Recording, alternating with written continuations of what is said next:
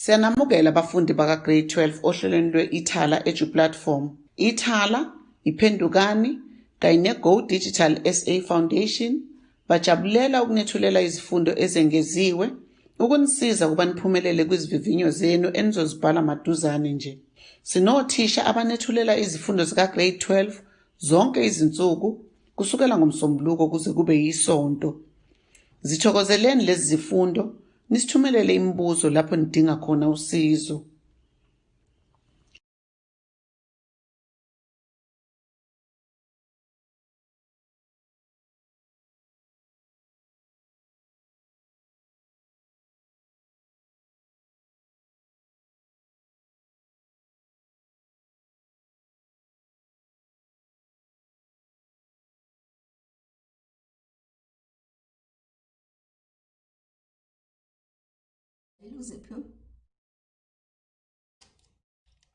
Morning, Sanibonani, grade 12, and I hope you are good.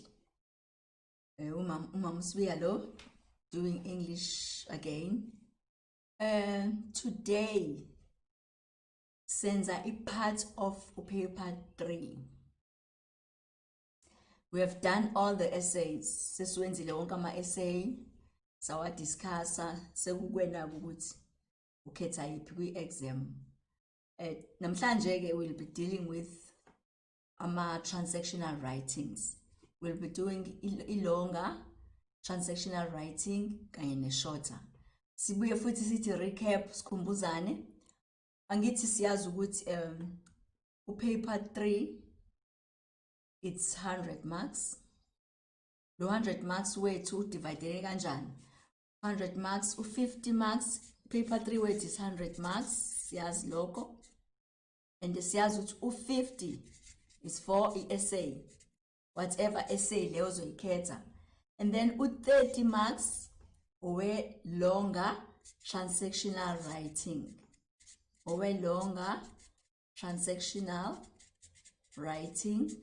And then u20 kube owe shorter transactional writing.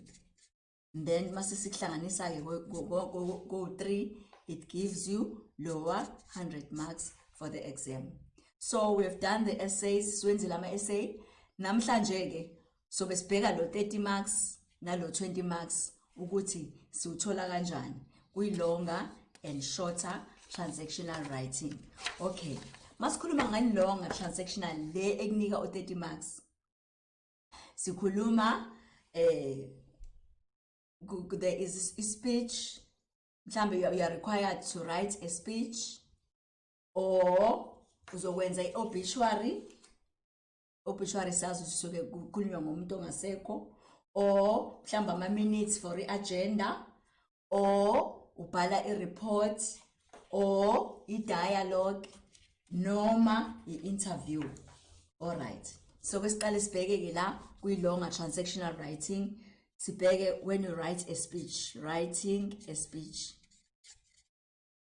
Ukubhala ke i-speech, sikhumbule futhi again ukuthi masenza this exercise sisebenzisa i-formal English. There is no slang, asisebenzisi slang. Okay, ake sibheke la writing a speech. Writing a speech, ubhala i-speech la. Writing a speech, i-purpose ye-speech yakho yini? Yini i-purpose? Usibhalelani i-speech? Sometimes sisibhala to inform. Khona umuntu fanele simchazele or sibachazele into to inform, or kwesinye isikhathi sasibhala i-speech masenze njani? When we educate, siyafundisa. Sifundisa ngento ethize kuleso speech, or mhlambe we want to enlighten. Khona umuntu sifuna ukumcacisela ukuthi ukukhanya kancane ngepoint ethize, or sometimes siyasibhala futhi speech when we want to entertain the audience, to entertain an audience. Siyazi uthini entertain, ukujabulisa ngithi. So a speech is either sasibhala when we want to inform, khona umuntu ufuna khona into ufuna ukuyichaza, or you want to educate, khona into ofuna ukufundisa ngayo, you write a speech, or you want to enlighten, uthi abantu uthi bavuleleke, babone ukuthi ene this is what you're talking about. Or sometimes you want to entertain the audience. Go bhala a speech. Ukhumbuleke ukuthi uma ubhala lesi speech sakhe angithi ubhalela lo 30 marks. Okokuqala nje fanele ukwazi, you have to consider okokuqala ukuthi who is your audience. Ubani lo mbhalela lesi speech okokuqala nje. You have to consider ukuthi who is your audience, ubhalela bani. Okay, okunye futhi mhlambe ufuna to give an advice. I-advice ethile ngento ethile ngaleso speech sakho nakho futhi uyakwenza. Or sometimes most bhala speech you have to use persuasive, emotive language. Persuasive and emotive language. To persuade, when you persuasive, when you persuade something or somebody, usukufuna ukuthi ayizwe lento that you are talking about, and then angithi uyasibhala speech sakho vele fanele sibe ne-introduction, yonke into ine-introduction, ubhale leso speech. It shouldn't be long. I would find this page. No, it can be 3 or 4 paragraphs, and then ekugcineni when you come to a conclusion yakho futhi it must emphasize the main point again. Shuthi a conclusion masu usuvala, the conclusion yakho must emphasize the main point. Shuthi main point okade uyibhala kuphi, the main point that you wrote kwi introduction yakho, right? Ngisazokunika ama examples alezi zinto. It's just that I want us to go through longer transactional. We have done writing a speech, and then another type of longer transactional writing, like 30 marks, is an obituary. This is the second one. The obituary. Obituary sibhala makunjani. Obituary ibhala if there's somebody who has passed on. Asishuthi somebody has died. Angithi euphemism la. Ngithi so we use obituary when we're writing about somebody that is passed on, umuntu ongasekho emhlabeni, right? I-obituary yakho ke yenzani? Obituary, it plays a tribute. Isuke kahle isuke ikhuluma ngalo muntu lo ongasekho, somebody that has just passed on. And then it's longer than death notice, because sometimes you see death notices kuma newspapers. There's a column la befaka khona ama death notices, somebody died or somebody passed on when iminyaka emingaka behlala kuphi. So death notice is shorter, but obituary it is longer. Yinde ke yon obituary, yindaba ibe yinde na, because it talks, obituary it talks about a person's life. Lo muntu lo senjani osedlulile emhlabeni. It talks about a person's life. Lo muntu lo ongasekho emhlabeni. And also it should be objective. Right. I-obituary ke oqala nje eqaleni opening fanele ikutshela ukuthi ubani lo oshonile. I-opening inani? It has got full names of the deceased. Full names of the deceased, umuntu lo amagama akhe aphelele ongasekho. Full name of the deceased. And then iphinde futhi ibe ne date of birth. Angithi siyasho ukuthi uzalwe on such and such a day, wasishiya emhlabeni on such and such a day. So in a date of birth and the date of death. Ukuthi uzalwe ngosuku oluthile, ngonyaka othile, and then wahamba emhlabeni ngosuku futhi oluthile. And then it bese futhi obituary you include izinto ukuthi lo muntu lo behlalaphi, where the person was living at the time of death, where the person was living in the time of death. Magama kaphelele, date of birth, date of death, ukuthi ubehlalaphi, and then mase uza i-second paragraph yakho ke isikhuluma ke manje nge-brief history, and then you give a brief history. Shuthi wenze njani la? Wenza umlando wakhe omfishane. Brief means short. Wenza umlando wakhe ke omfishane ngalo muntu. Kwi-brief history yakhe, life history yakhe, sibhalani? I-date and place of birth, mhlambe izikole afunde kuzona, or tertiary level mangabe ukuthi education yakhe ukuthi ufunde kangakanani, as well as occupation, ukuthi ubesebenza kuphi, nokuthi ubeshadile yini noma ubengakashadi. You include those things, and also include futhi ukuthi ubenazo yini ingane, or mhlambe ubenonkosikazi and all that. Uyafaka ke lapho ke futhi lapho ku second paragraph ama achievements akhe, izinto azenzile esaphila emhlabeni, ukuthi ama achievements akhe wenzeni, mhlambe bekumuntu obesebenzela i-community, or bekumuntu obenjani. Vele ke isikhathi esiningi maku obituary sesisho okuhle ngomuntu, noma bethu umuntu behluphana nasikufaki lokho, because usuke you are paying respect, usuke usukhuluma ngomuntu ongasekho, right? And then uyasho ukuthi egcineni ke finally lapha egcineni masuvala usuyasho ukuthi usurvivor ubani, who are the survivors, obani abashiyile emhlabeni.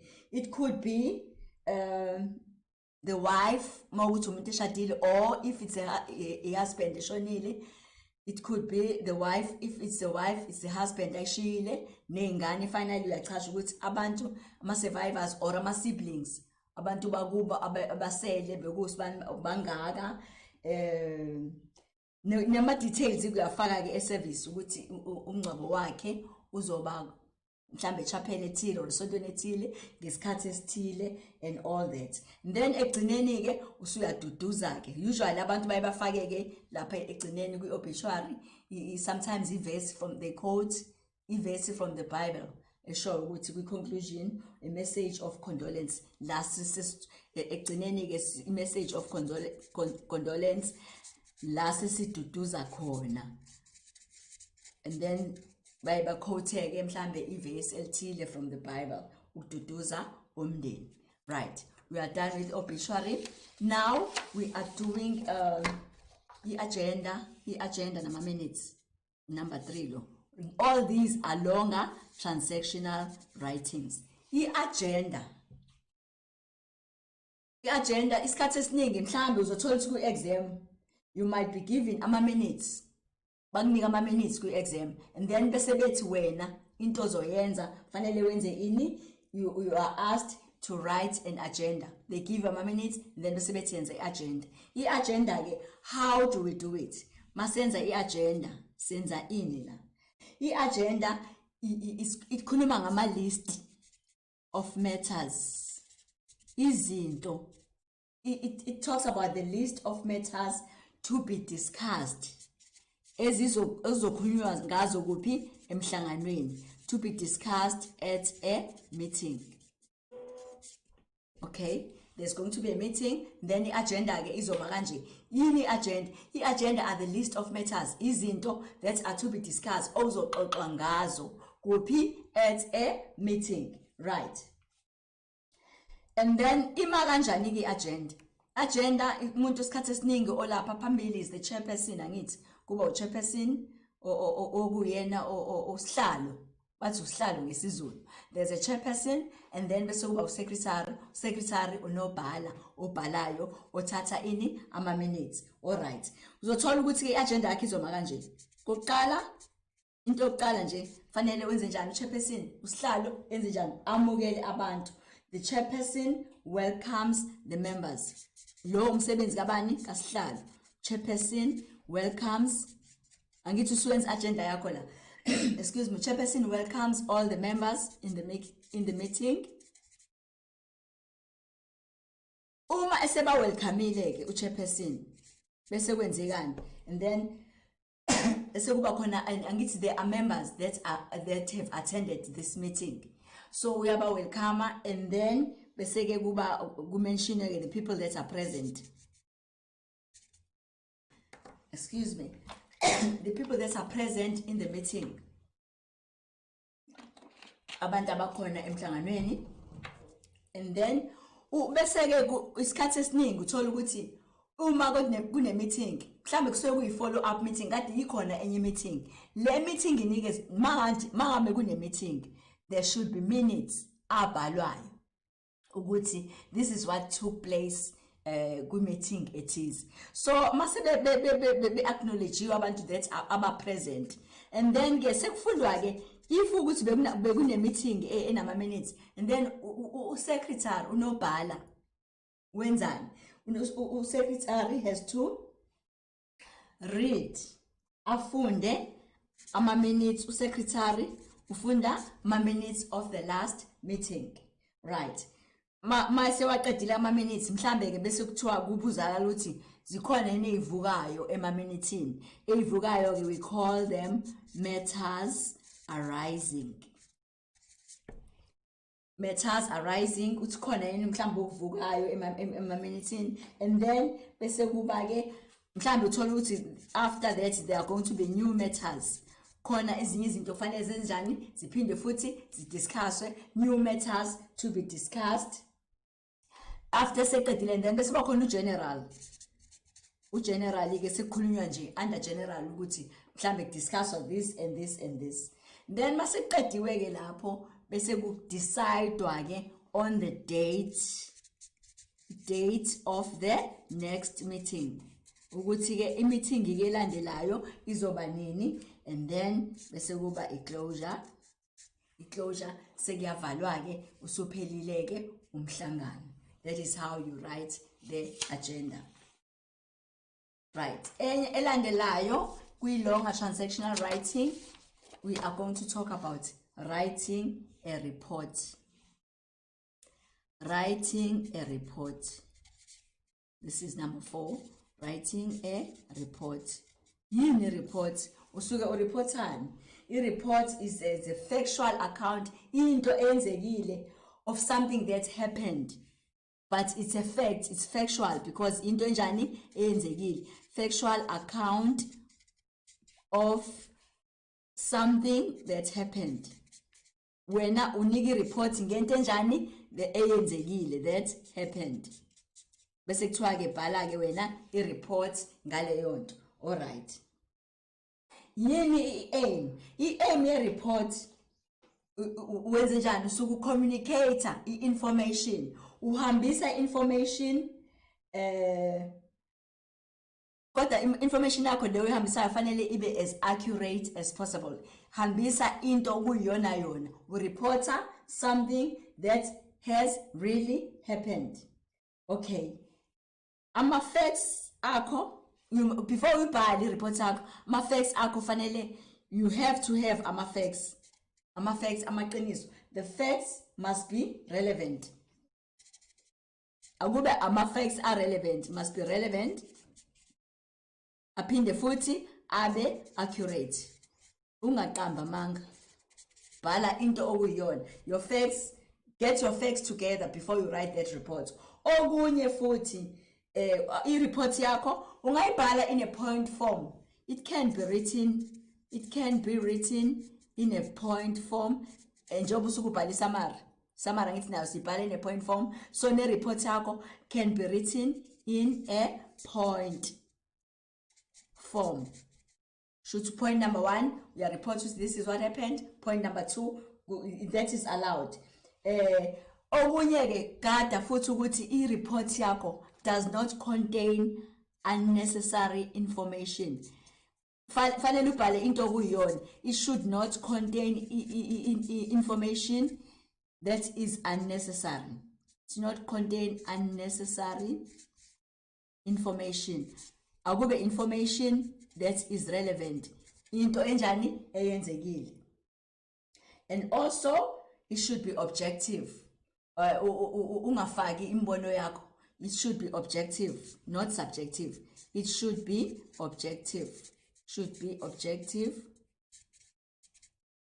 And also accurate as well. Right.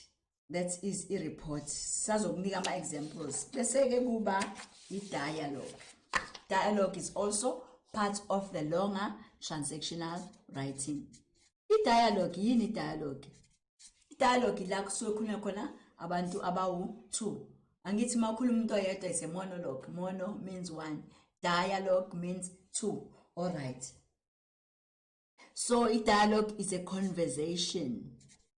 Suke khuluma abantu abangaki, conversation between 2 people. Sibhala kanjani i-dialogue? I-dialogue njoba ke angithi uyakhuluma usibanibani nosibanibani uyaphendula. Akhuluma usibanibani nosibanibani uyaphendula. Make sure ke ukuthi igama lomuntu, the name of the person oqala, ngithi uzokhuluma umuntu oqala, khuluma wesibili. Right. The name of the person speaking ibhalwa kuphi? On the left hand side yephepha lakho. The name, igama lomuntu of the person is written on the left hand side. Is written on the left hand side of your paper. Uma usulibhalile igama lomuntu bese ufaka ini? Uyalibhala igama lomuntu, asithi nje uthandi. Nangu uthandi yakhuluma. And then what do? We put a colon. A colon ukuthi usiyakhuluma. And then speech, angithi i-dialogue is direct. But even though i-direct speech kumuntu usuke ekhuluma leyo nto ngaleso sikhathi, kuyi-dialogue, this is one place la singawafaki khona. We don't put the inverted commas.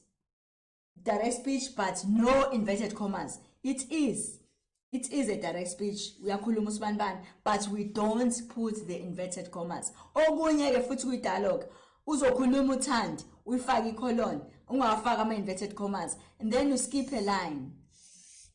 Then umuntu olandelayo uSipho nayo uyamphendula uthandi. Akhulume, and then you skip a line. You go back to bani? To uthandi. Angithi la bantu banjani bayaphendulana. So the name of the person speaking is written on the left hand side of the paper, and it's followed by a colon, akhulume, and then ama words abakhulumayo sikhumbule ukuthi we don't put the inverted commas. And then each speaker wenze show ukuthi it starts on a new line. You bhala, you skip a line, phinde futhi abhale, you skip a line. That is your dialogue. Then bese siza kwi-interview. Our next longer transactional writing is an interview. I-interview isikhathi esiningi moya ku-interview usuke uyoxoxa ngawe. And then futhi na ku-interview angithi kuyaxoxa. So nakhona kuyini? Kuyi-dialogue angithi, because bayakubuza umbuzo, wenze njani, you have to answer, uyaphendula. Nakhona ke ku-interview it's also a dialogue where one person asks questions and the other person wenze njani, aphendule, answers the question. Nayo ke it's written in the same format as a dialogue, because uyakhuluma usibanibani, colon, aphendule usibanibani. So interview no dialogue, i-format yakhona is the same. Bhala igama, and then i-colon, akhulume, or bhala ama-inverted commas, then you skip a line. So i-dialogue ne-interview kucishe kube yinto enjani efanayo, because it's 2 people that are talking. Somebody asks the question and when uyaphendula, or wena or interviewayo you want ucaceleke into ethile, nawe futhi you ask a question, benze njani, baphendule as well. So those are longer transactional writings. And then those give you how many marks? 30 marks. Then ke bese kuba ke lapha egcineni ku section, it's section A essay, section B sesiwenzile 30 marks ama longer transactional writings. And then bese kuba 20 marks lo lapha egcineni. 20 marks lo lapha egcineni ke sesuke sesibhala the shorter transactional text or writings. Kuyiku shorter ke lo ka 20 marks sikhuluma nge-diary entry, sikhuluma nge-postcard, how to write a postcard, sikhuluma nge-invitation, sikhuluma ngokugcwalisa i-form, to give ama instructions, to write ama instructions. Uyahamba ekhaya ushiya ingane ukuthi zisale zenze ukuthi writing instructions, or you are also ukhuluma, you are writing ama directions, or there is an invitation as well, khona abantu bamemayo, and that's how those are shorter transactional text. Let's look at eyoqala, which is the diary. The diary entry. The diary is your thing. Eyakho is personal. So the diary yakho okoqala. It's like a letter. Ifana nencwadi. It's like a letter to a very close friend. Like ubhalela angithi diary yakho mabo bingelela uthi dear diary, because the diary is your friend. It's like you're writing a letter to your very close friend. Ubhalela bani? Umngani wakho oseduze naye. Right. It's like a letter njengoba ngishilo. Okunye ke futhi i-diary mawuyibhala, it is written in the first person. Ibhalwa, it's written in the first person. First person angithi siyazi ukuthi ubani? I, mina, me, imina lo, us, itina, or our. It is written in the first person, right?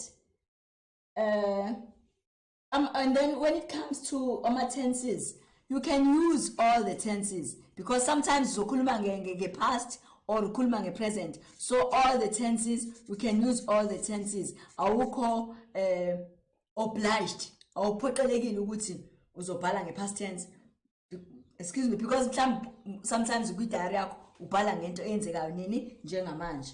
And then i-diary ke futhi ina this personal conversational tone, because usebenzisa informal language, because ukhuluma as if you are talking to your friend. It's got this personal conversational tone, as if you are talking to somebody that is very close to you, umuntu omngani wakho. Okay, izinto esiziexpressayo ke la ku diary, sometimes sifuna ukukhuluma ngama thoughts, izinto esicabangayo. It could be thoughts, into ecabangayo, or it could be your feelings, imizwa yakho ukuthi how do you feel, or it could be your attitude. I-attitude ngento ethize, mhlambe into ethize eyenzekani eyenzekile.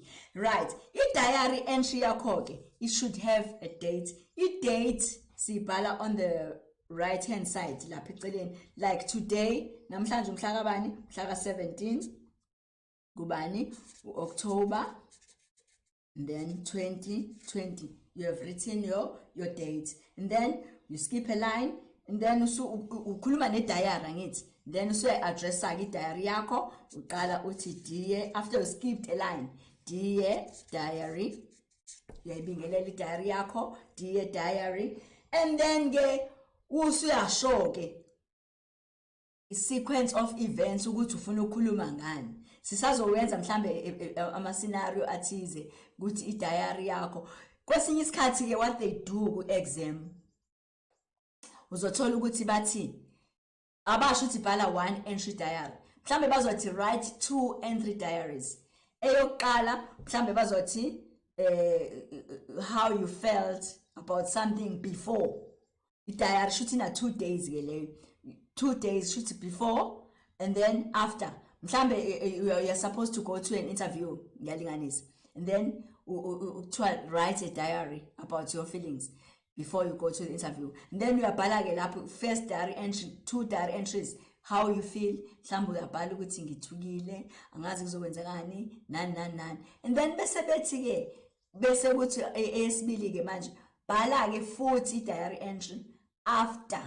So no before no after. After usubuya interview, mhlawumbe usuyabhala ke lapho ukuthi you are no longer nervous, ube excited, you were confident, uyazi ukuthi umsebenzi utholile nani. So isikhathi esiningi la kwi exam bathi write 2 diary entries. Sometimes kuba 1, but if bethi 2, yazi ukuthi uzobhala 1, and then for a day before or the day after or whatever. Ngaleyo ndlela bazobe bekubuze ngayo ukuthi fanele ubhale kanjani. Right. Bese siza enye ke number esibili shorter transactional writing, i-postcard. I-postcard. Ama-postcards siwathumela mhlambe sikude nema-family zethu, then you just send i-postcard. Postcard is just nje into encane encane, it's like a letter but it's open because I will file envelope. I-address ye-postcard ibhalwe khona la kwi-postcard yakho, and the postcard yakho is not going to be long because lokhu ushiya ama-lines amaningi because it's just a postcard. Mhlawumbe uyasho you are reporting a family ukuthi uhambe kahle usufikile la uya khona, or uyobakhombisa or even buy mhlawumbe se Cape Town, then you buy a postcard yakhona ekhombisayo and then uyasho ukuthi you are happy, but it should be short. So it's a small card. Usually a postcard is a small card with a picture. Even a picture or even a photograph. It's a small card with a picture or a photograph. A picture or a photograph. Alright. With postcard yako, incana ngithi small, and then it shows. Ikhombisa yona, ikhombisa in. It shows someone where you are. Ukuthi ukuphi. And then mhlawumbe uyabachazela ukuthi uyabakhumbula, you are thinking of them. So a message yakho njengoba ngishilo ukuthi it should be short because the postcard incane. Your message is going to be short, mhlawumbe 5 to 6 sentences, and then the address njengoba ngishilo address nayo it's written in full la eceleni. The address la ubhalela lo muntu ombhalelayo is written eceleni, and then even a date foot again on the right hand side. So njoba ngishilo again ukuthi ispace kwi-postcard isincane, so you don't have ngithi isikhathi esiningi skip ama lines, but kwi-postcard you don't have to skip a line because vele incane and the space sincane, so you don't leave ama spaces in between. Right. Elandelayo ke futhi shorter transactional writing, it's an invitation. Invitation yini? Isimemo. Uyamenywa endaweni ethize, or uyamenywa ephathini ethize, or uyamenywa emshadweni othize. Okay. Invitation ke yakho mabe uyibhala, it states what the occasion is. Iyachaza ukuthi what is the occasion. It states what the occasion is. It can be a birthday party, or it can be a wedding, or whatever. So yeah state what is the occasion. And then okunye ofanele ukubhale kwi-invitation yakho, you should include i-venue. It's ikuphi yona lento lezobe yenzeka kuphi. I-venue yakho izoba nani? Izoba ne-date, usuku, and then ibe nani futhi? Ibe nesikhathi. The date and the time. Ukuthi uzowenzeka ngesikhathi esithize. And then amanye ke ama invitations, we have to include the contact details. Bamabet RSVP, contact details, go RSVP la senzani la spendula khona ukuthi we are coming. So there must be contact details on lo muntu that you reply to, lo muntu ozo communicate naye, ozo pendula again. Sometimes invitation is the wedding invitation, and then bese beyashuthi because they take such a number of people, so you have to RSVP Google somebody for you ukuthi ukwazi for them to reserve a place for you at Aflin. So they give you contact details of that person that you RSVP to, that you reply to. All right. And then okunye futhi kuma invitations as well, they include information. Mhlambe basho ukuthi i-dress code izoba njani. I-dress code, it can be bayasho ku-dress code whether it's formal. Dress code bayasho ukuthi it's formal, or sometimes it can be informal, or it's traditional, whatever abazokuchaza.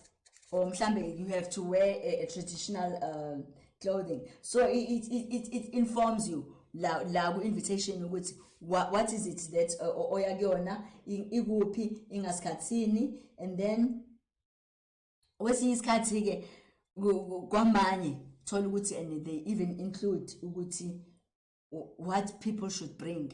Mhlambe we are attending a wedding where siyazi masiya ku wedding we have to come with a gift, then basho ke mhlambe uthi gift atholakala in such and such a shop ngale code ethize abazokunika yona. So invitation nje is something that states what the occasion, the venue, my contact details or dress code, nesikhathi, the date and the time as well, right?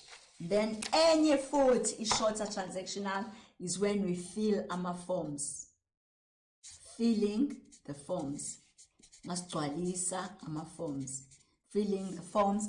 Uthola ukuthi ke when masikhuluma ngama filling the forms, ama forms amaningi siwagcwalisa in block letters. Block letters, which means capital letters. And then siyazi futhi so when we fill the form we have to use a black pen. A black pen, it's the lona pen esetshenziswayo when we fill the forms. And uzothola ukuthi mhlambe la in this form that you are filling babhalile ukuthi you write in block letters, and then uzothola mhlambe kwayona le form eyakho inama blocks la ugcwalisa khona wena. Ugcwalisa mhlambe your date of birth, unyaka, ne date, ne ID number yakho, amagama akho kuma blocks. So each block uyafaka wena whatever. If blocks are provided, if inama blocks kanje, if blocks are provided, so when all you do kulama blocks in form uyagcwalisa inama blocks kanje. So when all you do in these blocks is to fill in, uyabhala igama lakho uthandi, so it's THANDI, yabona, Thandi. You fill in you fill in those blocks. You write the blocks are provided. You put only when the letter okufanele uyifake or in each block. Okunye futhi mabe wenza mistake, let's say mhlawumbe ugcwalisile wenza iphutha, we have to cross, angithi ma crosser, and then ma cross ama ukuthi wenza mistake ufanele wenze ufake signature yakho lapha eceleni ukhombisa ukuthi ucorrectile. You have to put your, if you make a correction, write your initials next to it. My initials, it could be your initials or your signature to show that you are correcting a mistake when you're filling in the form, right? And futhi shorter emaningi lamalokuzana. Shorter transactional writing is writing ama instructions. Sibhalela umuntu ama instructions la. Writing instructions. Nangu mama uyahamba ekhaya over the weekend ushiya ama instructions einganeni ukuthi iminyango fanele ikhiwe, itofu zicishwe, kube clean endlini, yenzani impete yenu and all that. So when you write instructions, you give only facts, not opinions, right? Okunye angithi you are giving an instruction, so lana you are commanding. If you command umuntu uyamtshela kahle kahle, you are commanding, uyamtshela ukuthi kuukuthi ma nangu ma uyahamba mayithi make sure that you close all the windows, make sure that the lights are switched on outside. So angithi this is a command. You use the language that you use is you use commanding verbs. You use commanding verbs, then they are imperative. With do this, make sure that you do this, close the gate, none. So format okunye futhi ama instructions akho, they are formal. They are formal. So, and also you can also add ama logical connectors. logical connectors, njengokuthini nje, logical connectors are important because they give a sequence of events. Logical connectors, ngithe unangoma uyahamba uthe yenza sure ukuthi kitchen before you go to sleep you've washed the dishes, switch off the taps, make sure that the lights are off and all that. So there must be logical connectors, iyalandelana into yakho of logical connectors and a sequence of events. Ukuthi izinto zizolandelana kanje. Right. Also abanye when you write some instructions, you can write some instructions now futhi in a point form. Point number 1, point number 2, point number 3. Abanye they don't use point forms. You use bullets. Ukuthi number 1 kuzoba ukuthi nokuthi this is the instruction, number of words, and then also you by so doing it's easier to see a sequence ukuthi uzokwenza lokho wenze lokho. So it can be written now. Futhi some instructions they can angeke zizagcwala page. It can be 5, 6 or 7 lines where you give instructions, right? And then bese siba elandelayo when we write directions. Writing now umuntu uyaduka la. When you write directions, umuntu mayifuna direction, when you write direction umuntu omnika yona, it must be clear. Nangu umuntu driver uyaduka, so direction omnika yona it must be clear. Izoba clear kanjani? Izoba clear because isikhathi esiningi when we write directions we have to use landmarks. Yini landmarks? Nangu umuntu is looking for a certain place or a certain school, then we are shukuthi landmarks mhlawumbe uzoshuthi on the left hand side uzobona mhlawumbe there's a post office, then there are few humps. Those are landmarks. Yeah, you drive through humps in mhlawumbe 4, then on the right hand side kunesikole esithize, then you go up the road, there's a tuck shop kasbanban on the left. Those are landmarks. You include the landmarks, which makes it kanjani, njoba ngitha clear, it makes it easier for lo muntu omnika direction ukuthi asheshe athole la uyakhona. And also directions akho, they should follow each other in a chronological order. Uyasuka la, uyanyuka, udlula la nala, the order must be chronological, akulandelane. And also we can also indicate the distance. Mhlambe distance yakho indicates mhlambe ukuthi about 2 kilometers from there you're gonna see whatever, and then uyaqhubeka, and then unjoba usuprovidile information about the landmarks as well. So yonke into ochazayo it must be clear, it must be chronological as you are giving directions for the person ukuthi abe able ukuthi asheshe ayithole lento omyalela yona, right? I guess la, I guess sithi ke mhlambe njoba sesenzileke siwenzile ama-shorter excuse me nama-longer transactional writings. I guess sithi siqale nje ngaleyo kuqala sathi speech. I-speech sisichazile ukuthi speech sakho fanele sibe njani. She should inform, sashuthi siya-educator, siyashuthi it enlightens, and then sometimes it entertains an audience, and then also fanele wazi ukuthi who is your audience. Ake ngithi ke lana kwi-exam you are given nansi speech sakho kuthiwa la, your brother or sister has returned home after successfully completing his or her studies overseas. Nangu usisi wakho nombhuti wakho ubuyile ekhaya after akade efunda overseas. Okay, bese kuthiwa ke wena enze njani ke? You are going to write a speech. You will present at his or her welcome back home party. Kade ngekho ubehambile, wafunda, waphasa, wabuya ekhaya. So ke kuzokwenziwa ke i-welcome home party. Kuthiwa ke wena ke bhala i-speech sakho ngokumwelcome ekhaya. Angithi ke i-speech sakho si-formal vele.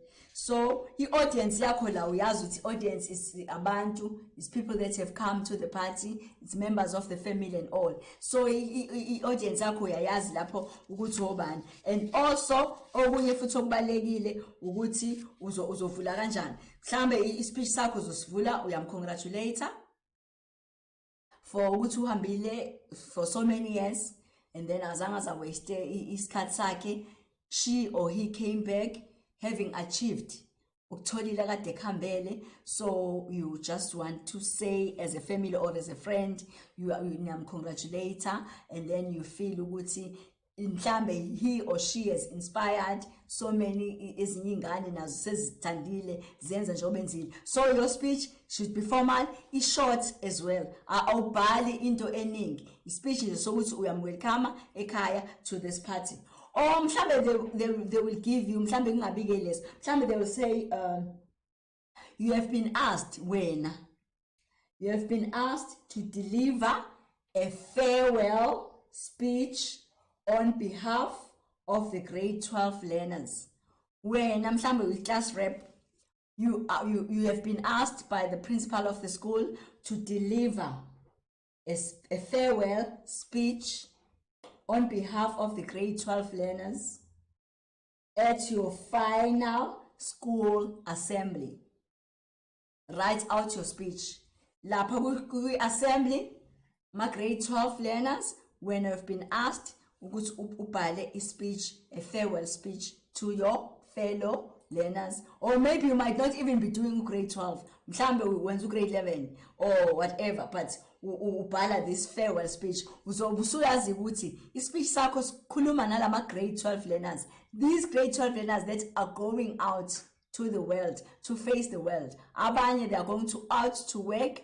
Abanye, they are going to pursue their studies. Abanye, they are going to be looking for jobs because my situations anja. Then konke lokho nanokuthi bayazi ukuthi now they are young adults. Seba abantu abancane abadala, because now they are now going to face umhlaba, no longer under the supervision of othisha.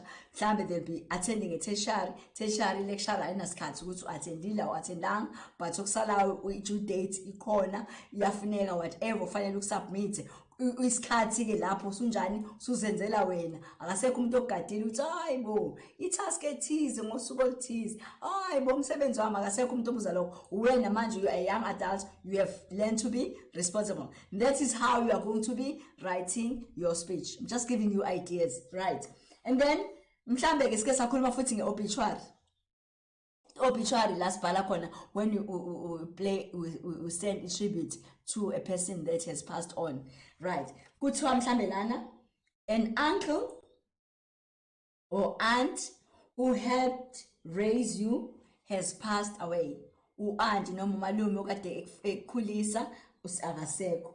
Kuthiwa ke lana ke write an obituary to inform others of his or her death. Also pay tribute to him or her.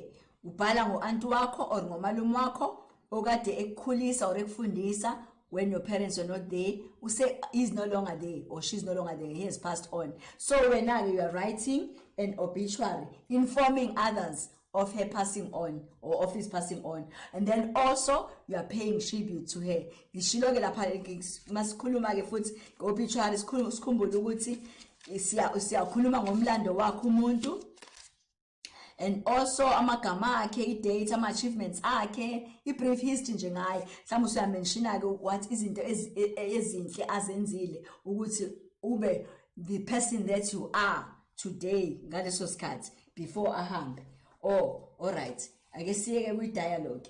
Kwi-dialogue ake sithi ke kwi-dialogue kuthiwa you borrowed a textbook uboleke incwadi or calculator from your friend, uboleke umngani wakho, and for some reason kwenzekeni you didn't return it, awuyibuyisanga ngesikhathi obuthe uzonjani uzoyibuyisa ngaso, and then your friend calls to ask about it. Nangu umngani wakho uyakufonela uyabuza ukuthi hayibo yangabuya into yami. So now what are you required to do? Write the conversation that takes place between the two of you. Uboleke textbook or uboleke calculator from your friend, and then you didn't return it ngesikhathi obuthe uzobuyisa ngayo.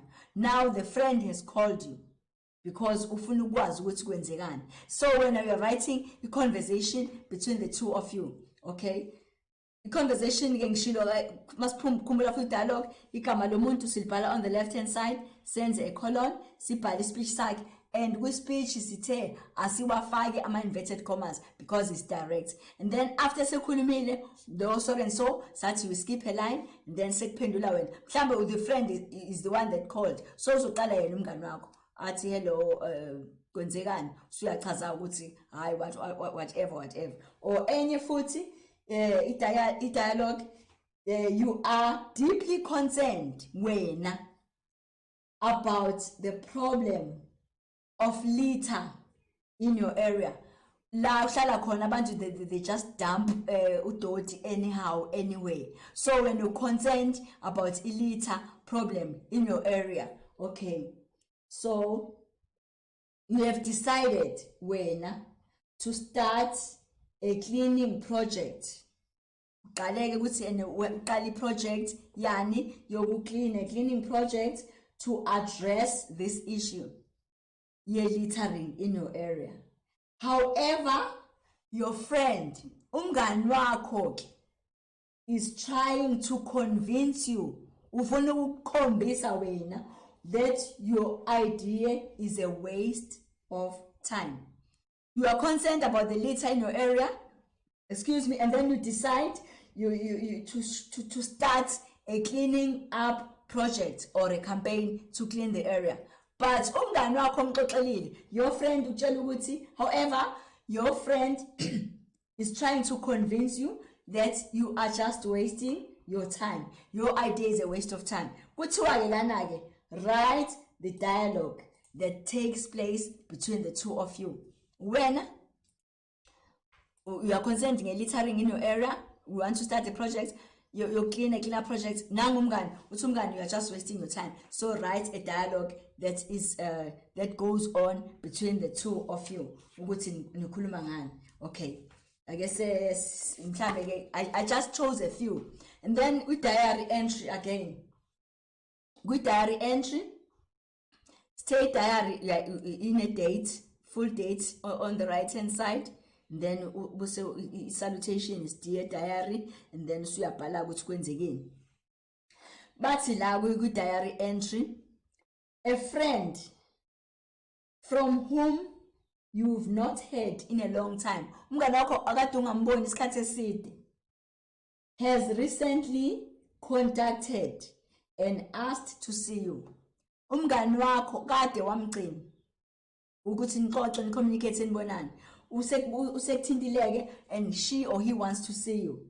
Kuthiwa ke ngeke ngasho ngathi sometimes bazothi ku exam ama diary entries akho awu2. Kuthiwa ke lana ke write 2 diary entries. Awu2 kanjani? Eyoqala, the first one, you are going to write how you feel before the meeting.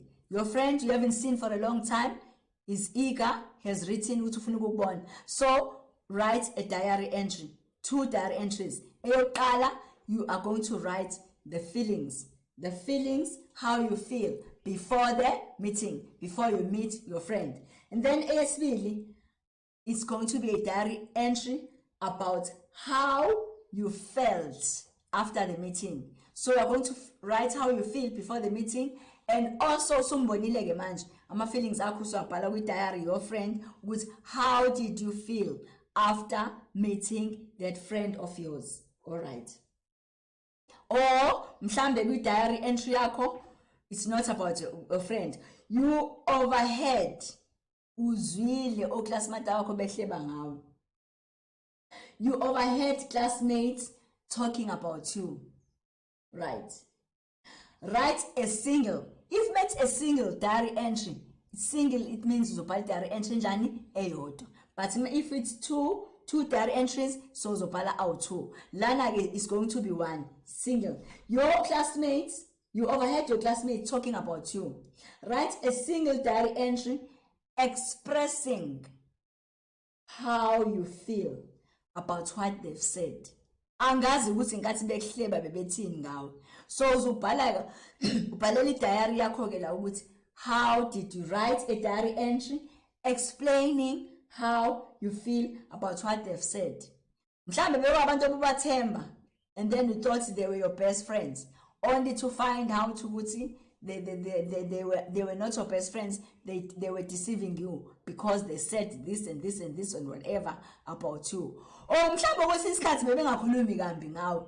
Bebekhuluma kahle. So it's not sometimes it's not about ukhuluma kahle. Mhlambe bebekhuluma kahle kuuguti abakutsheli or abafuna ukutshela because they are jealous or whatever. So you're going to write a single diary entry explaining how you felt about what you heard kade bekhuluma ngakho. All right.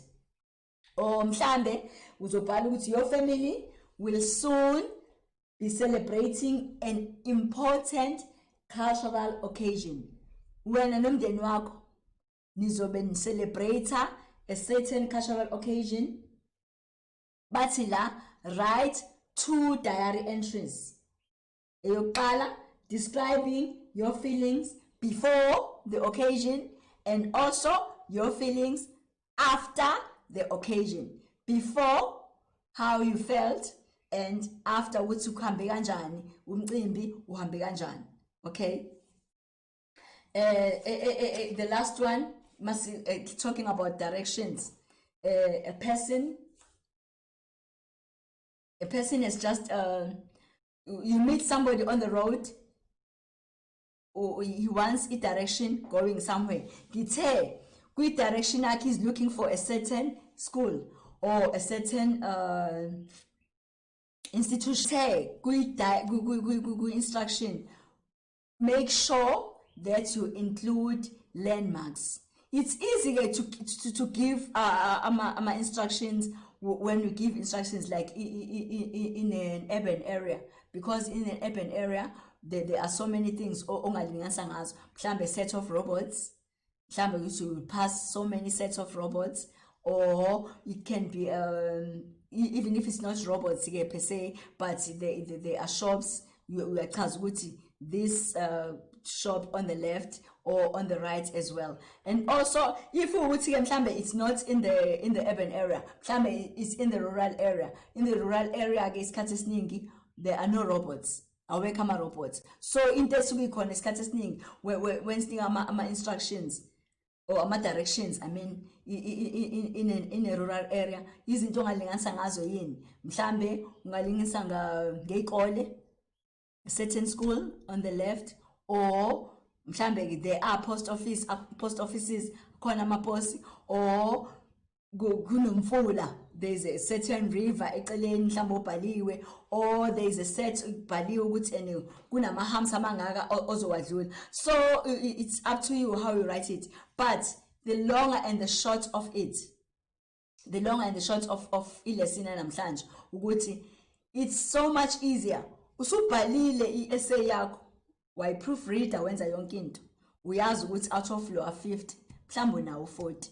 Lana ke la kulo msebenzi esiwenza lo ka 50 marks lo wesibili, lo ka 30 marks no 20 marks, it is very easy to score ama-marks, to score full marks la, because lana if usikhuluma nge-dialogue, i-dialogue into esiyenza every day. Uyasikhuluma uyaphendula, uyakhuluma uyaphendula. Okufanele nje ukugade kuphela ukuthi i-tense yakho i-right, spelling sakho si-right, but i-format usuyayazi ukuthi this is how you write it. If you buy diary entry, it's so easy to get marks. So paper 3 is one of the easiest papers ongazipasa, and it's also one of the difficult papers ongayifeyila if kuwukuthi wena awuzoyilandela lento ebhaliwe because ama instructions they are there.